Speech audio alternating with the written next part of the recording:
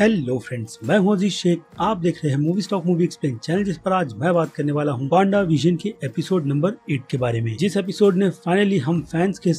सारे आंसरों के जवाब ऑलमोस्ट दे दिए हैं। अब मुझे हंसी इसलिए आ रही है क्योंकि इस एपिसोड में, जैसे कि मैंने आपको बताया, हमारे सारे के सारे ऑलमोस्ट सवालों के जवाब दे दिए गए हैं। इट मीन्स कि जितनी सारी थियरीज मार्वल फैंस ने बनाई थी वांडा विजन के पूरे शो को लेकर, उसे कहीं ना कहीं एमसीयू वालों की तरफ से लात मारकर रिजेक्ट किया गया है। बट अच्छा लगा कि इस शो को देखते वक्त फैंस की थियरी काफी ज्यादा डीप चली गई मार्वल कॉमिक बुक में, ताकि इससे बाकी दूसरे फैंस का भी ज्ञान एमसीयू के यूनिवर्स में कैरेक्टर्स और कॉमिक बुक को लेकर काफी ज्यादा बढ़े। लेकिन फिर भी शक की बात करें तो मेफिस्टो जैसा शक फैंस के दिमाग से उतरने वाला है नहीं, इसलिए उस बात को मैं थोड़ा बहुत पकड़ कर तो रखूंगा ही। भले से ही इस एपिसोड में एग्नेस को पूरी तरीके से विलन क्यों ना दिखा दिया गया हो, और ये भी कि ये दुनिया सिर्फ और सिर्फ वांडा ने ही बनाई है जिस पर कंट्रोल एग्नेस का चल रहा है। और अगर इसके रीजन की बात करें तो जिस तरीके से इस एपिसोड में हमें चीजों को थोड़ा डार्क दिखाया गया है, उससे मुझे लगता है कि एमसीयू के यूनिवर्स में मेफिस्टो को आना ही चाहिए। बाकी डिटेल आपको एपिसोड देखकर पता चल गई होगी। तो चलिए अब आपके ज्यादा टाइम को ना वेस्ट करते हुए बात करते हैं इस एपिसोड नंबर 8 की दिखाई गई सारी की सारी डिटेल्स और एक्सप्लेनेशन की। लेकिन हर बार की तरह स्पॉइलर वार्निंग तो बनती ही है, और इसी के साथ साथ एक छोटी सी रिक्वेस्ट भी, जो की है इस चैनल को सब्सक्राइब, वीडियो को लाइक और शेयर करने की। सो फ्रेंड्स, तो किस तरीके से फैन थ्योरी को गलत साबित किया गया है एमसीयू की तरफ से, उनकी डिटेल्स मैं आपको इस एपिसोड को एक्सप्लेन करते वक्त ही देने वाला हूं, क्योंकि कुछ थोड़े बहुत सस्पेंस तो रहने ही चाहिए, ताकि आपको ये पता चले कि कौन सी चीजें थ्योरी के हिसाब से पूरी गलत थी और कौन सी थोड़ी बहुत सही, जिसमें सिर्फ और सिर्फ एगाथा हार्कनेस की ही थ्योरी फैंस के हिसाब से बिल्कुल सही निकल कर आई है कि एग्नेस ही एगाथा हार्कनेस है। बाकी कुछ डिटेल्स कैरेक्टर्स को लेकर ठीक थी, बट उनकी थ्योरी बिल्कुल भी नहीं, क्योंकि हर बार स्टूडियो की तरफ से ये बात बिल्कुल साफ साफ कही जाती है कि कॉमिक बुक का एज रेफरेंस एमसीयू अपने यूनिवर्स में यूज करता है, ना कि कॉमिक बुक के पूरी की पूरी स्टोरी को उठाकर यहाँ पर कॉपी करने का काम किया जाएगा। वरना अगेन लोग वो सारी की सारी डिटेल्स नॉवेल की ही तरह कॉमिक बुक से क्यों ना लेकर लोगों को बता दे। खैर, तो आते हैं एपिसोड पर, जिसकी शुरुआत होती है एग्नेस यानी कि एगाथा हार्कनेस की बैक स्टोरी से, कि वो कौन है और कहां से आई है, और ऑफ कोर्स कि वो कितनी ज्यादा खतरनाक है। वेल, तो इस एपिसोड की शुरुआत में हम देखते हैं कि एग्नेस पर विच ट्रायल किए जा रहे हैं। अब विच ट्रायल की काफी बड़ी हिस्ट्री है, जिस टाइम पीरियड में अगर लोगों को किसी औरत पर जरा सा भी शक भी होता था तो उस पर ट्रायल चलाए जाते, वो भी कोर्ट में, और बाद में उसे सभी लोगों के सामने जिंदा जला दिया जाता। और ऐसा ही कुछ एग्नेस के साथ भी यहाँ पर होने जा रहा है, क्योंकि उसके कबीले वालों का यही कहना है कि एग्नेस ने उन सभी को धोखा दिया है, जिसमें एग्नेस पर ये पूरा का पूरा ब्लेम उसकी माँ खुद डाल रही है, जिन्हें देखकर ही पता चल जाता है कि वो इस कबीले की हेड है। और इसी के साथ साथ हमें ये भी पता चलता है कि ये कबीला कोई आम कबीला नहीं, बल्कि सॉर्सरर्स का कबीला है, यानी कि जादूगरों का कबीला, जहाँ पर जादू से ही चीजों को कंट्रोल किया जाता है। लेकिन एग्नेस ने इस जादू के अलावा मैजिक भी सीखा है, वो भी डार्क मैजिक, जो इनके कबीले और पूरी की पूरी दुनिया के लिए बिल्कुल भी ठीक नहीं। क्योंकि ऑब्वियसली अगर डार्क मैजिक एमसीयू के यूनिवर्स में आ जाएगा तो उससे दुनिया में क्या कुछ हो सकता है, उसकी पूरी की पूरी डिटेल हमने डॉक्टर स्ट्रेंज फिल्म में देखी है। यानी कि डोरमामू जैसा काफी खतरनाक विलन, जिसे हराने के लिए डॉक्टर स्ट्रेंज ने भी कई बार टाइम स्टोन का सहारा लिया था, जो कि सॉर्सरर्स के रूल के अगेंस्ट है, जो बात हमें ऑब्वियसली डॉक्टर स्ट्रेंज फिल्म में बैरन ने बताई थी। इसलिए अब वो हमें डॉक्टर स्ट्रेंज 2 फिल्म में विलन के कैरेक्टर के रोल में नजर आने वाला है। और साथ ही साथ हमें उस फिल्म में ये भी पता चला था कि डॉक्टर स्ट्रेंज पहला वो शख्स नहीं है जिसने सारे के सारे सॉर्सरर्स के रूल्स को तोड़कर अपने हिसाब से दुनिया को बचाया है, बल्कि एंशिएंट वन ने भी कुछ ऐसा ही कर इस रूल को तोड़ा भी है, अगेन जिससे दुनिया बची है। और साथ ही साथ डार्क मैजिक की मदद से एंशिएंट वन ने खुद को काफी ज्यादा फिट भी रखा है, ठीक एगाथा हार्कनेस की तरह। यानी कि डोरमामू के यूनिवर्स का जो डार्क मैजिक है वो कहीं ना कहीं एग्नेस से काफी ज्यादा रिलेटेड है, क्योंकि पर्पल कलर डोरमामू के मैजिक में भी है और एग्नेस के भी। इट मींस एमसीयू के यूनिवर्स का जो डार्क मैजिक है वो पर्पल कलर का है। इसके अलावा हेक्स की बात करें तो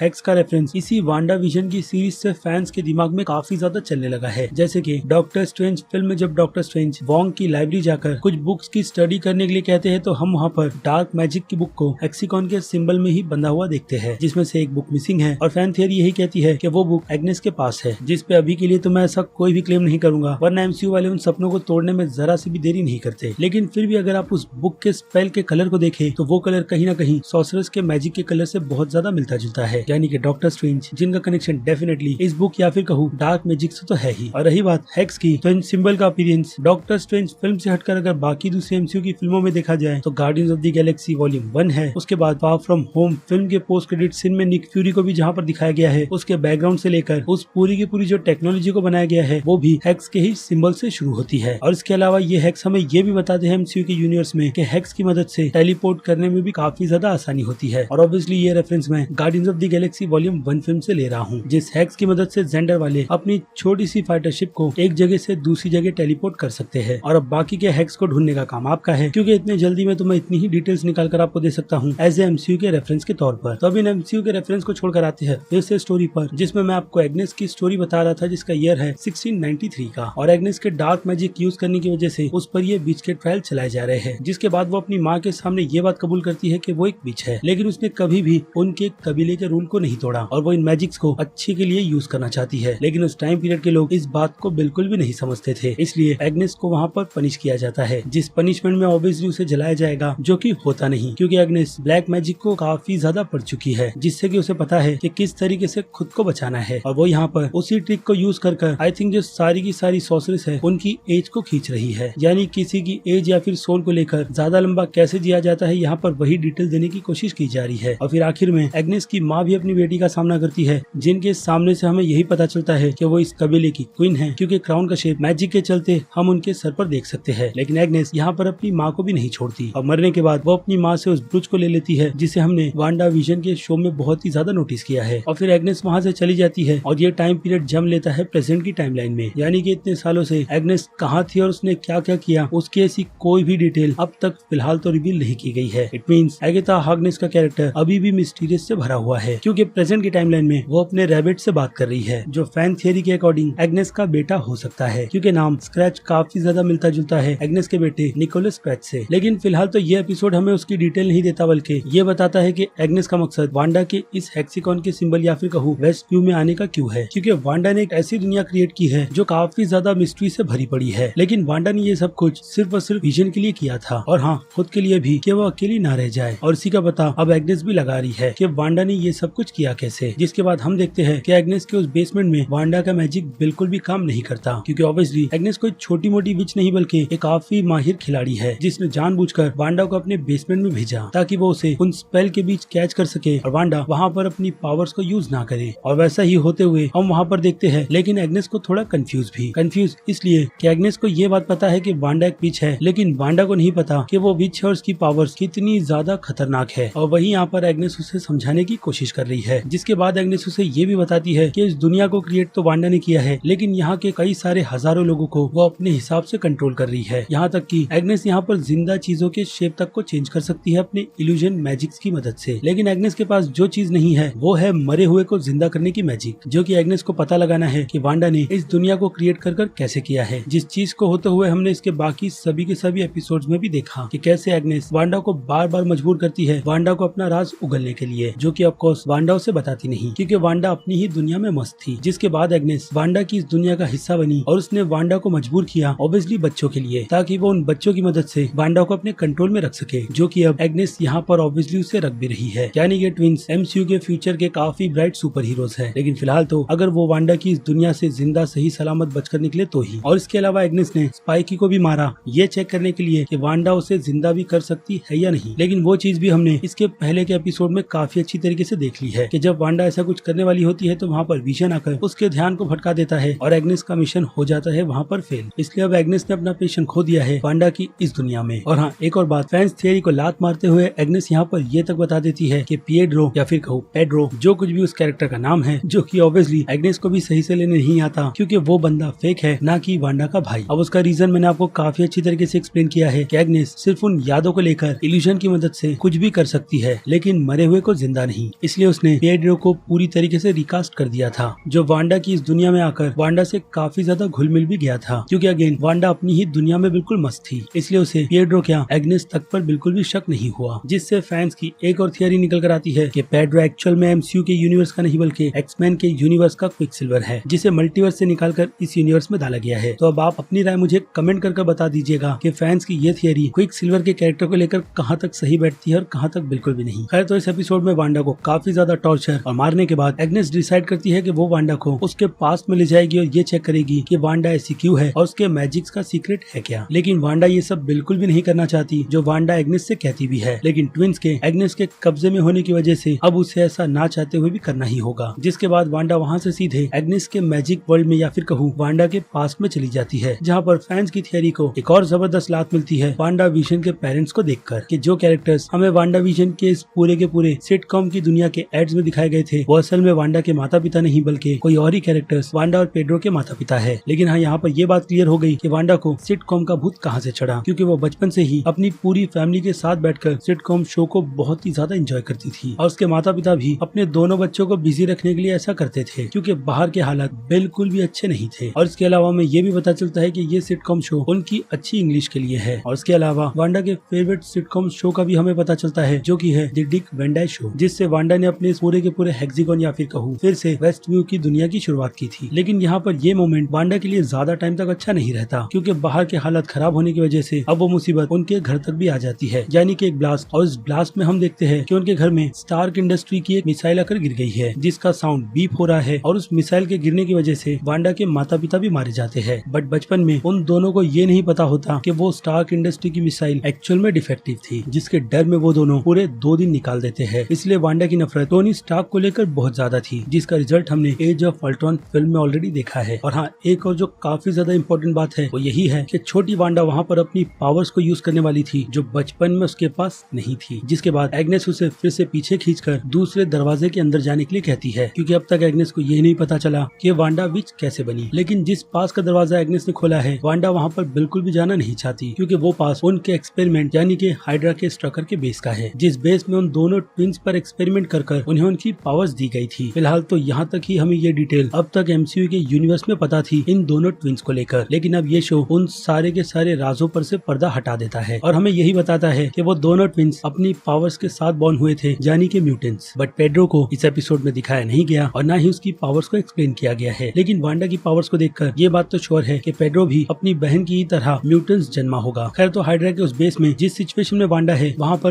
पहले भी दूसरे कई लोगों को लाकर एक्सपेरिमेंट किया गया है, यानी कि लोकी की छड़ी के सामने खड़ा कर उन पर टेस्ट किया गया और रिजल्ट में उन सभी की डेथ हो गई। जो बात यहाँ पर एक साइंटिस्ट रिपीट करने ही वाला होता है, लेकिन दूसरा हाइड्रा का साइंटिस्ट उसे ऐसा करने से रोक देता है। लेकिन वांडा उस चीज को भी झेल कर या फिर कहूँ माइंड स्टोन की पावर्स को समझकर पूरी तरीके से बेहोश हो जाती है, जो चीज उन साइंटिस्ट को ग्लिच के होने की वजह से दिखाई नहीं देती, ठीक इसके बाकी पुराने एपिसोड्स में दिखाए गए ग्लिचेस की तरह। लेकिन हम फैंस को ये डिटेल बहुत ही अच्छी तरीके से दे दी जाती है कि वांडा जो विच पैदा हुई थी, तो उसे उसके पावर को कंट्रोल और ज्यादा बढ़ाने में मदद माइंड स्टोन ने ही की है, जिसमें हम एक झलक वांडा की फ्यूचर या फिर कहूँ उसके नए कॉस्ट्यूम को भी देख सकते हैं, जिन्हें पहनकर वो बनेगी स्कारलेट विच, वो भी सबसे ज्यादा ताकतवर। यानी कि वांडा अब भी अपने लर्निंग मोड में है, जिसे सही तरीके से अपने पावर्स को यूज करना नहीं आता। और गेस व्हाट, उसे अब इन सब में ट्रेन करने का काम एमसीयू के यूनिवर्स में एक ही बंदा कर सकता है, जो कि है डॉक्टर स्ट्रेंज। अगर एग्नेस कॉमिक बुक की तरह वांडा की मदद एमसीयू के यूनिवर्स में नहीं करेगी तो। और इसी से फिल्म आती है डॉक्टर स्ट्रेंज 2। तो अब इस फिल्म के टॉपिक से हटकर फिर से आते हैं इस एपिसोड पे,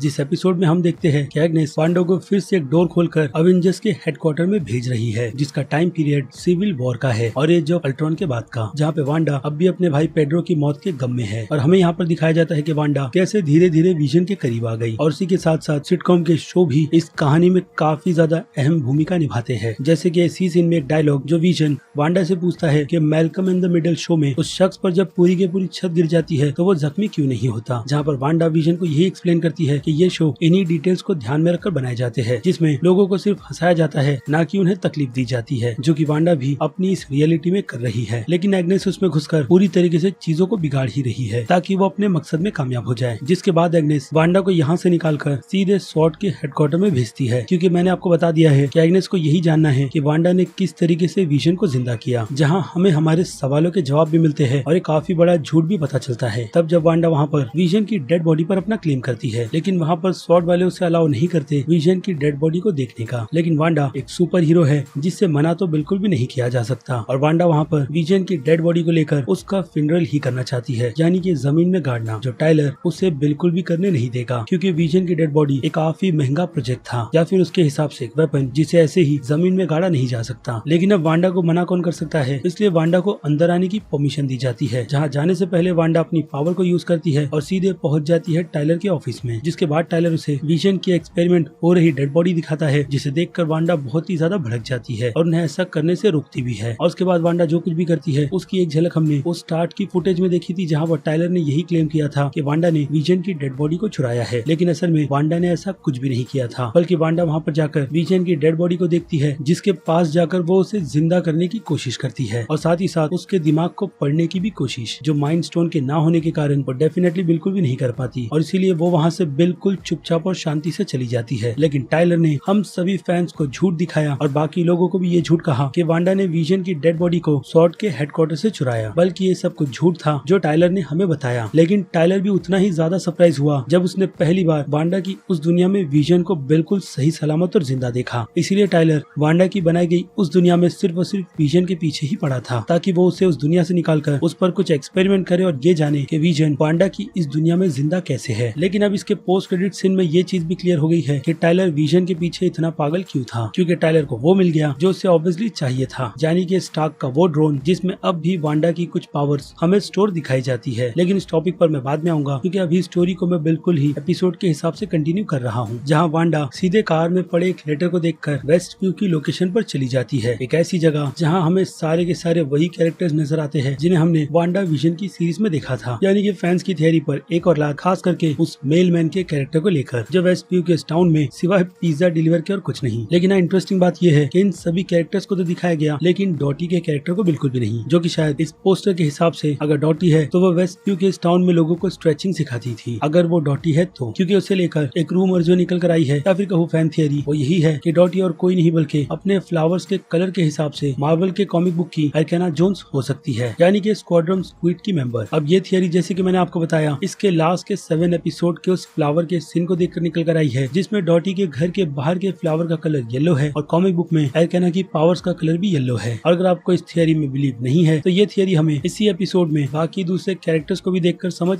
आती है और थोड़ी बहुत सच भी लगती है। कैसे, तो वो चीज भी मैं आपको एक्सप्लेन कर देता हूँ, क्योंकि मेरा काम ही यही है। वेल, वांडा के घर के बाहर के फ्लावर का कलर है रेड और एग्नेस के घर के बाहर के फ्लावर का colour, you guessed it, purple. तो अब इस थियरी के ऊपर मैं और ज्यादा बात नहीं करूंगा, इसलिए सीधे आता हूँ एपिसोड पर, क्योंकि एमसीयू वाले हमारे सपनों को तोड़ने में बहुत ही ज्यादा एक्सपर्ट है। खैर, तो वांडा वेस्ट व्यू की एक ऐसी जगह पर पहुंच गई है जो पूरी तरीके से खाली पड़ी हुई है, यानी वहाँ पर कंस्ट्रक्शन का काम किया जाना था, क्योंकि उस जगह को और किसी ने नहीं बल्कि उस लेटर को खोलने के बाद पता चलती है कि विजन ने वांडा के लिए खरीदी थी, ताकि वो दोनों अपनी पूरी जिंदगी बिल्कुल सुकून से इस टाउन में बिता सके, वो भी एक परफेक्ट फैमिली की तरह। जो अनफॉर्चुनेट हुआ नहीं, यानी कि वांडा के लिए एक और हार्ट ब्रेकिंग चीज। जिसके बाद हम देखते हैं कि वांडा वहीं पर अपनी मैजिक्स को पूरी तरीके से यूज कर हेक्सिकॉन की दुनिया बनाती है, वो भी सिटकॉम के स्टाइल में। और उसी के साथ साथ एग्नेस को उसके सवालों के जवाब मिलते हैं कि वांडा ने विजन को कैसे जिंदा किया। और वांडा ने अपनी पावर्स की मदद से विजन को इस दुनिया में जिंदा किया है, जिसके पावर के कलर को देखकर ऐसे ही लगता है कि माइंड स्टोन का यहाँ पर कुछ ना कुछ लेना देना जरूर है, क्योंकि कलर्स काफी ज्यादा मैच होते हैं। और ऑफ कोर्स वांडा की पावर को भी अपग्रेड करने में माइंड स्टोन का भी कहीं ना कहीं तो हाथ है ही। जिसके बाद एग्नेस वांडा की उस दुनिया से तालियां बजाते हुए निकल जाती है, क्योंकि हमें बाकी के सीन में दिखाया जाता है कि वांडा की इस पूरी के पूरी बनाई गई दुनिया में सिटकॉम की शुरुआत हुई कैसे, जो मोमेंट वांडा के लिए बहुत ही ज्यादा अच्छा था। लेकिन बाद में वांडा को वहाँ पर अपने दोनों बच्चों की आवाज सुनाई देती है, जिसके बाद वो अपनी बनाई गई इस दुनिया या फिर कहूँ स्टूडियो से सीधे निकलकर बाहर एग्नेस का सामना करने के लिए चली जाती है, जहाँ उसके पावर्स काफी अच्छी तरीके से वर्क करेंगे। लेकिन एग्नेस के पास वांडा के दोनों ट्विंस है, जिसके चलते वो एग्नेस को बिल्कुल भी हर्ट नहीं कर सकती। और फिर एग्नेस यहाँ पर हमें वांडा की और काफी सारी डिटेल्स और साथ ही साथ उसे कॉमिक बुक का नाम देती हुई नजर आती है, यानी कि स्कारलेट विच का, वो भी इन डिटेल्स के साथ कि वांडा की जो पावर है उसके बारे में एग्नेस ने सिर्फ और सिर्फ मिथ में ही पढ़ा है कि ऐसी भी पावर्स होती है केओस मैजिक के नाम से। और ऑब्वियसली एमसीयू से लेकर कॉमिक बुक में ये मैजिक वांडा के पास ही है, जिसे केओस मैजिक ही कहा जाता है, यानी कि इतना पावरफुल मैजिक जिस पर डॉक्टर स्ट्रेंज तक का कंट्रोल नहीं है। सिर्फ वांडा ही इस मैजिक को कंट्रोल कर सकती है, जिस कंट्रोल से उसने इस वेस्ट व्यू की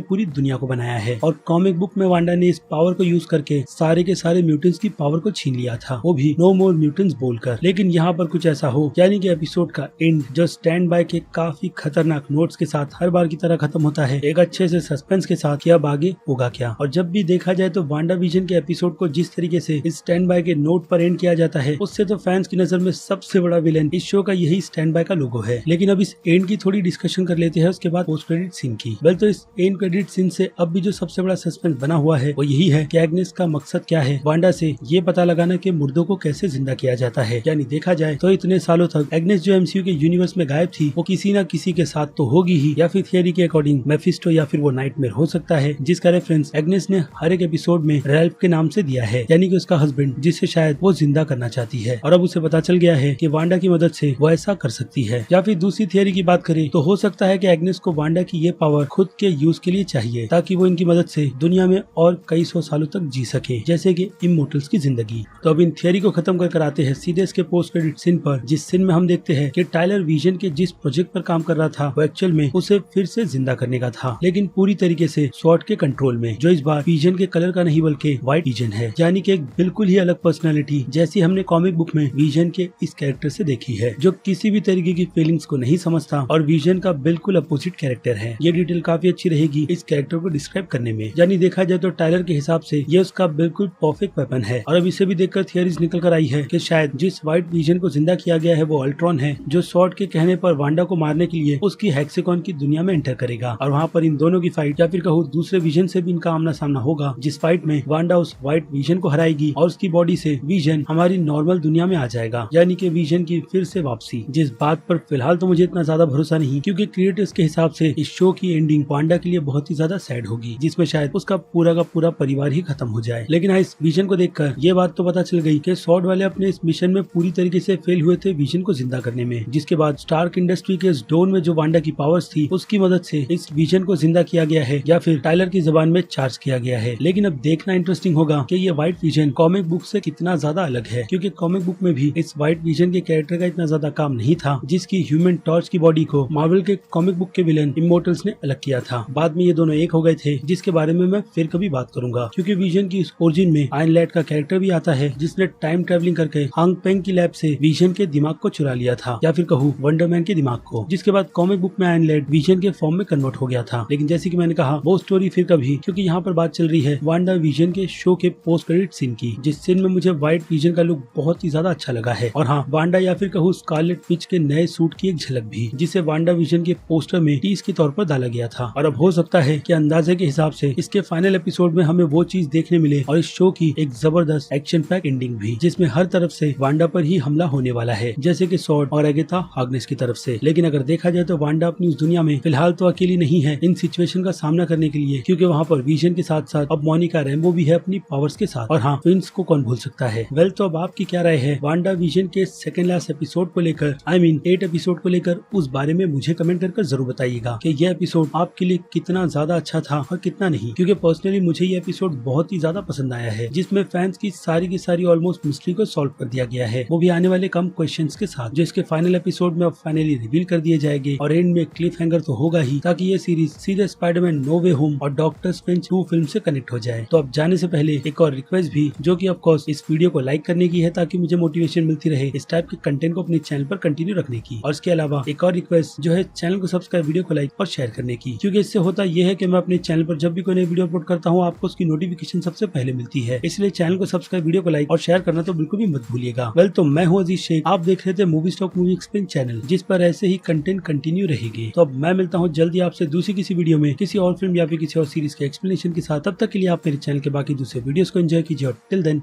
बाय।